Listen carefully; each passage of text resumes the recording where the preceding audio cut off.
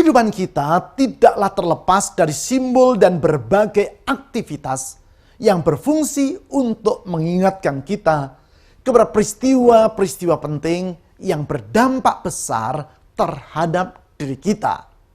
Sebagai contoh, ketika sepasang pengantin menikah, maka sebagai bagian dari ibadah pemberkatan pernikahan, mereka berdua akan saling menyematkan cincin pernikahan satu terhadap yang lain. Sekilas, penyematan cincin ini nampak seperti hal yang biasa saja. Namun bagi sang pengantin, cincin pernikahan yang disematkan pada jarinya oleh pasangan hidupnya itu memiliki arti dan manfaat yang sangat besar. Melalui saling menyematkan cincin tersebut, mereka menyatakan bahwa mereka mengikatkan diri dalam pernikahan. Bagi sang pengantin, cincin pernikahan yang ia kenakan itu bukan sekedar sebagai penghias jari, namun memiliki manfaat yang lebih berarti, yaitu yang pertama, menyadarkan dirinya bahwa ia sudah menikah, sebab ada kalanya orang lupa bahwa dia sudah menikah. Yang kedua, mengingatkan dirinya kepada hari pernikahan yang telah ia lalui. Nah, ini yang lebih banyak lagi orang lupa. Yang ketiga, mengingatkan dirinya kepada pasangan hidupnya yang telah menyematkan cincin itu kepada jarinya. Setiap kali yang bersangkutan melihat cincin pernikahan tersebut, maka ia akan teringat kepada ketiga hal itu. Ingatan ini akan menyegarkan dan meneguhkan komitmen dirinya untuk mengasihi, menerima, bersikap setia, dan rela berkorban bagi pasangan hidupnya seperti yang telah ia ikrarkan dalam ibadah pernikahannya. Demikian halnya dengan keputusan untuk menjadi pengikut Yesus. Keputusan ini kita lakukan dengan mengambil langkah bertobat dan menerima Yesus sebagai Tuhan. Ingatan terhadap keputusan ini perlu secara terus-menerus kita segarkan. Supaya dengan demikian iman dan kasih kita kepada Kristus selalu diteguhkan. Selain itu, olehnya hati kita senantiasa dipenuhi dengan ucapan syukur kepada Allah oleh anugerahnya yang telah menyelamatkan kita. Mengenai hal ini, di dalam Alkitab ditulis dua hal yang perlu dilakukan oleh para pengikut Yesus. Yang pertama adalah memberikan diri untuk dibaptis dengan air. Dan yang kedua yaitu mengambil bagian dalam perjamuan kudus. Hari ini kita akan membahas kedua hal tersebut dengan maksud agar Anda memahami makna dan mengalami berkat rohani dari pelaksanaan baptisan air serta perjamuan kudus. Untuk itu, kita akan awali dengan mempelajari baptisan air terlebih dahulu. Mengapa kita harus dibaptis dengan air?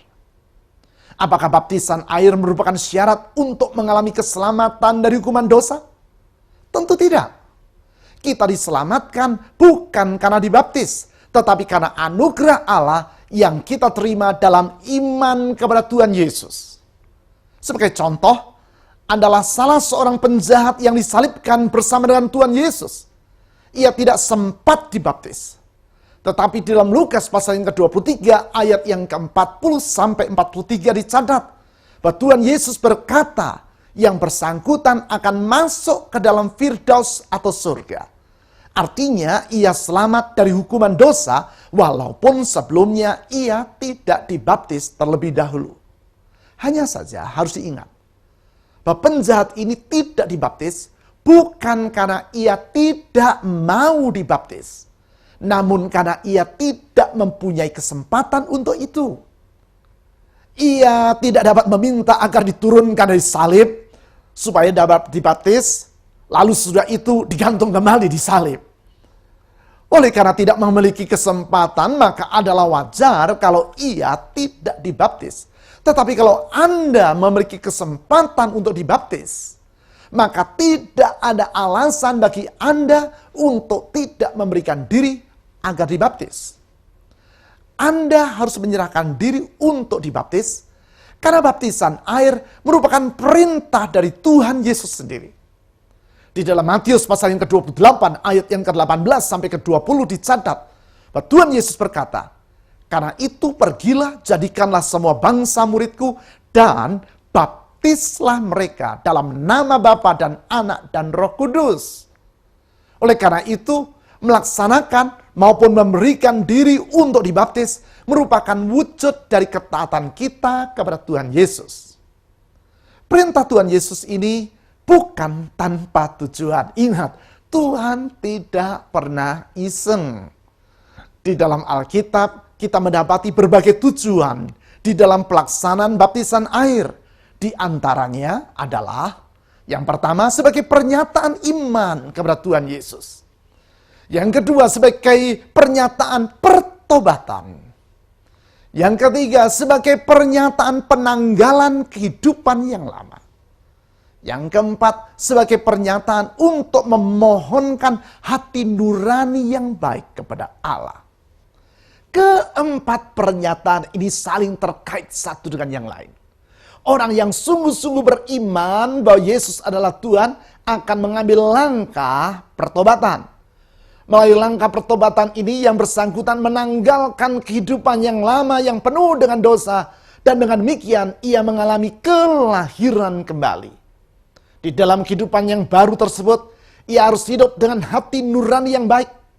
Oleh karena itu, melalui baptisan air, ia juga menyerahkan diri kepada Tuhan dengan permohonan agar Tuhan membaharui dirinya sehingga ia memiliki hati nurani yang baik. Memang tidak semua orang dapat mengingat kapan ia membuat keputusan untuk menjadi pengikut Yesus. Sebab ada kalanya keputusan ini berlangsung di dalam suatu proses. Khususnya bila yang bersangkutan dilahirkan dan dibesarkan dalam keluarga yang telah mengikut Yesus. Namun semestinya kita tidak mungkin lupa kapan kita dibaptis. Sama seperti tidak semua orang dapat mengingat kapan ia mulai jatuh cinta terhadap pribadi yang sekarang menjadi pasangan hidupnya, karena jatuh cinta ini juga suatu proses. Namun semestinya ia tidak akan lupa kepada tanggal dari pernikahannya. Dengan melihat cincin pernikahan di jarinya, ia akan teringat kepada hari tersebut. Demikian juga dengan mengingat baptisan air yang telah ia lewati, orang akan mengingat kepada komitmen yang ia buat, yaitu memasrahkan hidup dalam pertobatan dan iman kepada Tuhan Yesus. Karena baptisan air ini mengandung makna dan tujuan rohani yang sangat mulia, maka tentu hanya orang yang telah memenuhi persyaratan yang sesuai dengan tujuan pelaksanaan baptisan itu sajalah yang boleh dibaptis. Persyaratan tersebut adalah, yang pertama, yang bersangkutan haruslah sudah bertobat. Yang kedua, orang tersebut haruslah sudah percaya bahwa Yesus adalah Tuhan. Kedua hal ini tidak dapat dipisahkan. Seperti dua sisi dari sekeping uang logam. Orang yang percaya bahwa Yesus adalah Tuhan haruslah mengambil langkah untuk bertobat. Demikian juga sebaliknya. Karena baptisan air adalah pernyataan iman kepada Tuhan Yesus dan pertobatan. Oleh karena itu, seperti yang dikemukakan oleh Petrus di dalam Kisah Para Rasul pasal yang kedua ayat yang ke-38, dan Filipus di dalam Kisah Para Rasul pasal yang ke-8 ayat yang ke-37, hanya mereka yang sudah percaya kepada Tuhan Yesus dan sudah bertobat sajalah yang boleh dibaptis. Apabila kita membaptis orang yang belum percaya bahwa Yesus adalah Tuhan dan belum bertobat dari dosa-dosanya, maka sebenarnya kita sama sekali bukan membaptis, namun hanya sekedar memandikan orang tersebut. Atas dasar persyaratan baptisan seperti yang ditulis dalam Alkitab tersebut, maka kita tidak melakukan baptisan terhadap bayi. Sebab kita tahu bahwa seorang bayi belum dapat membuat keputusan secara pribadi untuk mempercayai bahwa Yesus adalah Tuhan dan bertobat dari dosa-dosanya. Sebaliknya, dari membaptis bayi yang kita lakukan adalah menyerahkan sang bayi kepada Tuhan Sama seperti yang dilakukan oleh Maria dan Yusuf terhadap bayi Yesus, sebagaimana yang ditulis di dalam Lukas pasal yang kedua, ayat yang ke-21 sampai 22. Pertanyaan yang sering ditanyakan kepada saya adalah, apakah seseorang yang sudah dibaptis perlu dibaptis ulang? Di sini saya ingin menegaskan, yaitu bahwa orang yang telah dibaptis tidak perlu dibaptis ulang. Oleh karena itu kita tidak akan melakukan pembaptisan ulang. Lalu bagaimana dengan orang yang dulu sudah dibaptis, sekarang minta agar dirinya dibaptis lagi?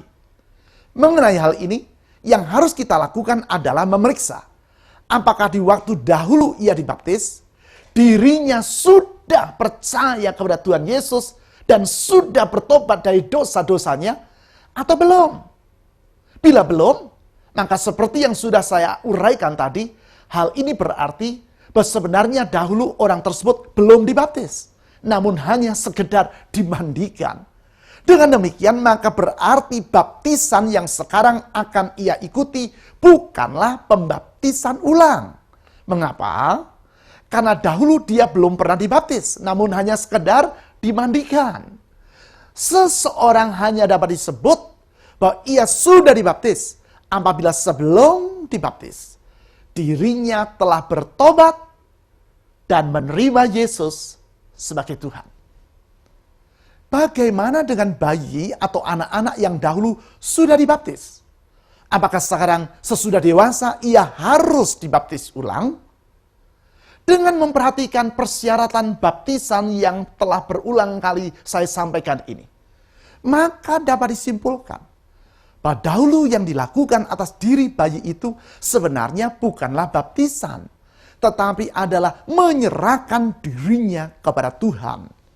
Alasannya seperti yang tadi telah saya sampaikan, yaitu seorang bayi belum dapat mengambil keputusan pribadi untuk mempercayai bahwa Yesus adalah Tuhan. Itulah sebabnya di gereja-gereja yang melakukan pembaptisan terhadap bayi, ketika yang bersangkutan sudah menjadi orang dewasa, maka ia perlu diteguhkan imannya. Peneguhan iman ini biasa diistilahkan sebagai CD. Sebelum dirinya diteguhkan imannya atau di CD, maka yang bersangkutan terlebih dahulu dibimbing agar memahami dasar-dasar iman Kristiani. Bimbingan ini biasa disebut sebagai katekisasi. Baru sesudah itu ia di CD dengan cara meminta yang bersangkutan untuk mengucapkan pengakuan imannya di hadapan Tuhan dan jemaat. Hal ini menunjukkan adanya kesadaran bahwa sesungguhnya seorang bayi atau anak yang masih bayi belum menyadari imannya kepada Tuhan Yesus. Itu sebabnya sesudah yang bersangkutan dewasa, ia harus dibimbing terlebih dahulu dan kemudian baru diteguhkan imannya. Atas dasar itu pula lah, maka di sebagian gereja peneguhan ini dilaksanakan dengan cara membaptis yang bersangkutan. Pembaptisan ini bukan untuk meremehkan atau mengabaikan apa yang disebut sebagai pembaptisan terhadap dirinya saat ia masih bayi. Sama seperti CD, bukanlah peremehan atau pengabaian terhadap apa yang sudah dilakukan kepada dirinya waktu ia masih bayi tersebut. Pembaptisan ini dilakukan karena memahami bahwa yang dilakukan terhadap dirinya dahulu adalah baru menyerahkan dia kepada Tuhan dan belum dapat disebut bahwa ia sudah dibaptis. Itu pula lah yang dilewati oleh Yesus. Ketika ia masih bayi, dirinya diserahkan oleh orang tuanya kepada Allah di bait Allah di kota Yerusalem. Ketika ia sudah dewasa, seperti yang dicatat di dalam Matius pasal yang ketiga, ayat yang ke-13 sampai ke-17, ia memberikan dirinya sendiri untuk dibaptis oleh Yohanes Pembaptis. Sekarang, bagaimana baptisan itu harus dilaksanakan? Apakah harus diselamkan ke dalam air atau boleh dengan cara yang lain? Untuk itu kita perlu terlebih dahulu melihat apakah arti kata baptis itu sendiri. Di dalam bahasa Yunani, yaitu bahasa yang digunakan oleh para rasul dalam menulis kitab Perjanjian Baru, kata baptis ini adalah bapto. Kata bapto itu sendiri secara harafiah artinya adalah ditenggelamkan. Oleh karena itu, kata baptis yang terdapat di dalam Alkitab kita sesungguhnya dapat diganti dengan kata ditenggelamkan. Tentu dalam arti ditenggelamkan ke dalam air sebagai pernyataan pertobatan dan iman kepada Tuhan Yesus. Atas dasar itulah, maka kita memahami bahwa baptisan air semestinya dilakukan dengan cara diselamkan atau ditenggelamkan ke dalam air. Kalau demikian, apakah mereka yang telah percaya bahwa Yesus adalah Tuhan dan sudah bertobat, kemudian dibaptis dengan cara bukan diselam ke dalam air, maka baptisannya itu tidak sah atau harus diulang? Kalau ditinjau dari persyaratan baptisan, yaitu bahwa orang yang akan dibaptis harus sudah bertobat dan beriman kepada Yesus, maka yang bersangkutan sudah memenuhi syarat. Hanya saja ia belum dibaptis sesuai dengan arti harafiah dari kata baptis itu sendiri, yaitu diselam. Yang perlu dilakukan terhadap diri orang itu bukanlah membaptis ulang dirinya, namun meneguhkan baptisan yang telah ia lewati. Dalam hal ini, yaitu dengan cara menyelamkan yang bersangkutan ke dalam air. Peneguhan seperti ini sejajar, bukan sama, namun sejajar dengan yang dilakukan oleh Paulus terhadap orang-orang Efesus sebagaimana yang dicatat di dalam Kisah Para Rasul pasal yang ke-19 ayat yang pertama sampai ayat yang kelima. Di situ ditulis bahwa orang-orang Efesus yang telah dibaptis dengan baptisan Yohanes, yaitu baptisan atas dasar pertobatan dan harapan akan kedatangan Yesus, sesudah mendengar penjelasan dari Paulus bahwa Yesus telah datang, maka mereka memberikan diri untuk dibaptis dalam nama Tuhan Yesus. Baptisan yang dilakukan oleh Paulus ini dapat dipahami sebagai penyempurnaan terhadap baptisan yang telah mereka alami sebelumnya. Harus disadari bahwa pembaptisan ini bukan sekedar upacara gereja. Di dalam baptisan air terkandung berkat rohani yang besar. Sebagaimana yang ditulis di dalam Roma pasal yang ke-6 ayat yang ke-4. Melalui baptisan tersebut, orang yang telah bertobat dan beriman kepada Kristus itu dikuburkan bersama dengan Yesus dan untuk dibangkitkan bersama dengan Yesus dalam kehidupan yang baru. Tentu masih ada banyak hal lain yang dapat kita bahas dan pelajari tentang baptisan air ini. Hal tersebut dapat Anda pelajari dalam buku panduan kelompok pemuridan pola hidup dalam kerajaan Allah yang tentu telah Anda isi dan pelajari sebelum Anda mengikuti uraian saya ini. Hal-hal lain yang belum saya bahas tentang baptisan air nanti dapat Anda diskusikan di dalam kelompok Anda. Sekarang kita akan mempelajari hal yang kedua yang merupakan pengingat kita terhadap anugerah Tuhan Yesus, yaitu perjamuan kudus. Tujuan dari perjamuan kudus atau penyelenggaraan perjamuan kudus yang pertama yaitu untuk mengingat pengorbanan Tuhan Yesus. Tuhan Yesus sendiri berkata di dalam Lukas pasal yang ke-22 ayat yang ke-19 sampai ke-20 bahwa para muridnya harus melaksanakan perjamuan kudus untuk mengingat akan Dia. Di dalam hal ini yaitu untuk mengingat pengorbanannya. Seperti yang ia katakan sendiri. Di saat kita makan roti dalam perjamuan kudus, kita mengingat akan tubuh Kristus yang telah dikorbankan untuk menanggung hukuman dosa yang seharusnya menimpa diri kita. Di saat kita minum anggur dari cawan perjamuan kudus, kita mengingat darah Tuhan Yesus yang ditumpahkan di salib untuk menghapus dosa-dosa kita. Di sini saya perlu ingatkan, yaitu di dalam Alkitab sama sekali tidak ditulis bahwa perjamuan kudus boleh diperlakukan sebagai jimat penangkal bala. Seperti misalnya mengoleskan anggur perjamuan kudus pada pintu rumah untuk penangkal roh jahat. Saudara-saudari, memperlakukan perjamuan kudus seperti itu merupakan bentuk okultisme yang terselubung. Terselubung, sebab seakan-akan hal itu sesuai dengan Alkitab, padahal itu tidak sama sekali ajaran Alkitab. Selain itu, memperlakukan perjamuan kudus di luar tujuan yang semestinya seperti yang ditulis dalam Alkitab merupakan suatu penghinaan terhadap pengorbanan Yesus di salib. Sebab seharusnya penyelenggaraan perjamuan kudus pada intinya adalah untuk mengingat pengorbanan Tuhan Yesus. Yang kedua, penyelenggaraan perjamuan kudus adalah untuk mempererat kesatuan di antara anggota tubuh Kristus. Di saat kita mengambil bagian dalam perjamuan kudus, kita harus mengingat perintah Tuhan Yesus yang ia berikan sebelum ia melakukan perjamuan yang terakhir dengan para muridnya, yaitu menjelang ia akan disalibkan. Di dalam Yohanes pasal yang ke-13 ayat yang ke-34 ditulis, pada saat itu ia memerintah para muridnya agar mereka saling mengasihi. Itu sebabnya melalui mengambil perjamuan kudus bersama-sama dengan sesama pengikut Yesus, kita mempererat kesatuan di antara anggota tubuh Kristus, yaitu jemaat.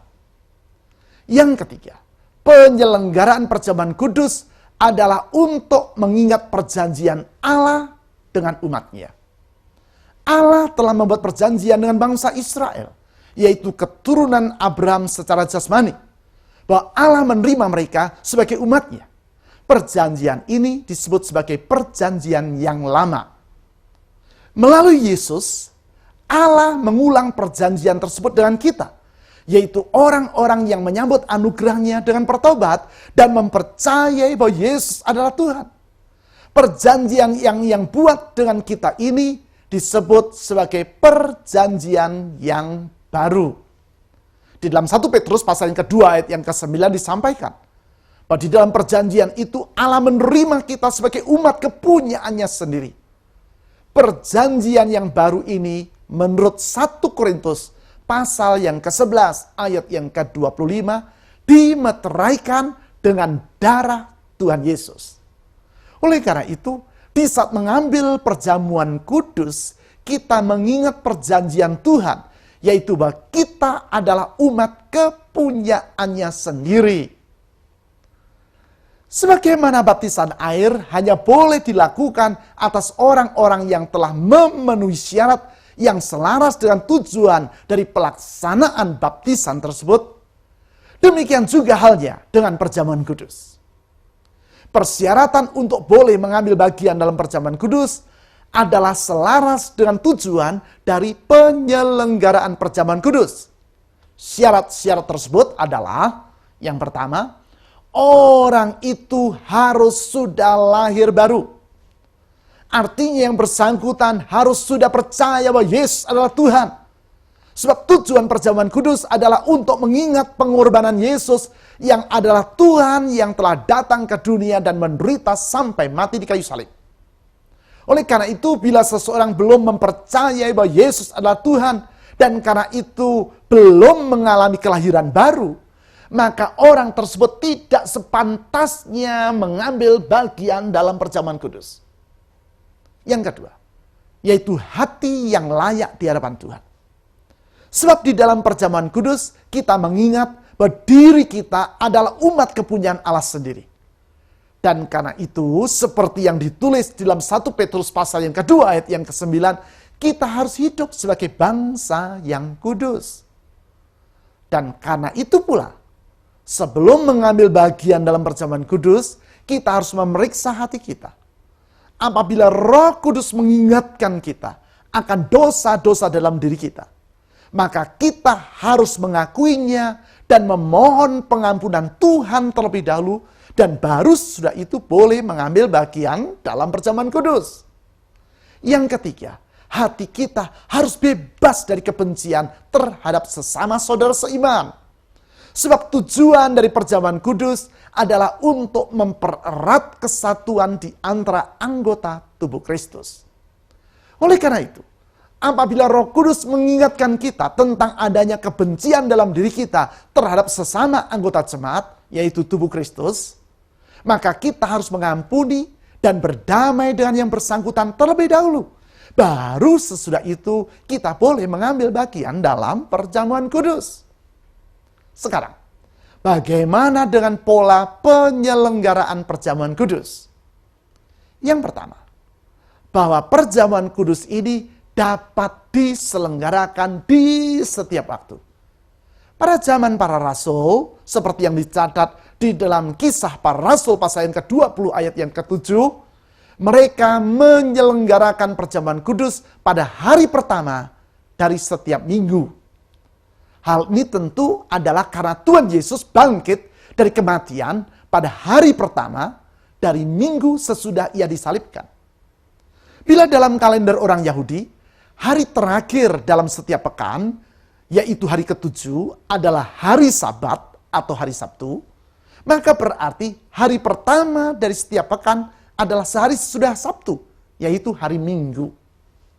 Namun karena utama dari penyelenggaraan perjamuan kudus adalah untuk mengingat anugerah Allah di dalam pengorbanan Tuhan Yesus, maka tentu kita tidak hanya boleh mengingatnya pada hari Minggu saja. Sebaliknya kita boleh mengingat anugerah itu di setiap waktu. Dan karena itu perjamuan kudus boleh dilaksanakan kapan saja, tidak hanya pada hari Minggu. Yang kedua, perjamuan kudus ini haruslah dilaksanakan dengan sikap hati yang penuh dengan ucapan syukur kepada Tuhan. Karena dalam 1 Korintus pasal yang ke-10 ayat yang ke-16 dicatat bahwa cawan perjamuan kudus disebut sebagai cawan pengucapan syukur. Disebut seperti itu karena saat mengambil perjamuan kudus, hati kita dipenuhi dengan ucapan syukur kepada Allah yang oleh anugerahnya telah menyelamatkan kita dari dosa dan hukuman dosa. Saudara-saudari, uraian saya kali ini agak panjang lebar sebab ada beberapa pokok yang harus diuraikan dengan sejelas-jelasnya. Sekarang waktunya bagi Anda untuk berdiskusi di dalam kelompok Anda. Diskusi ini bukan bertujuan agar apa yang telah Anda pelajari hari ini sekedar menambah pengetahuan. Namun lebih lagi, yaitu agar mendorong Anda untuk hidup menaati firman Tuhan, mengokohkan iman Anda kepada Tuhan Yesus, dan membuat hati Anda melimpah dengan ucapan syukur kepadanya. Selamat berdiskusi.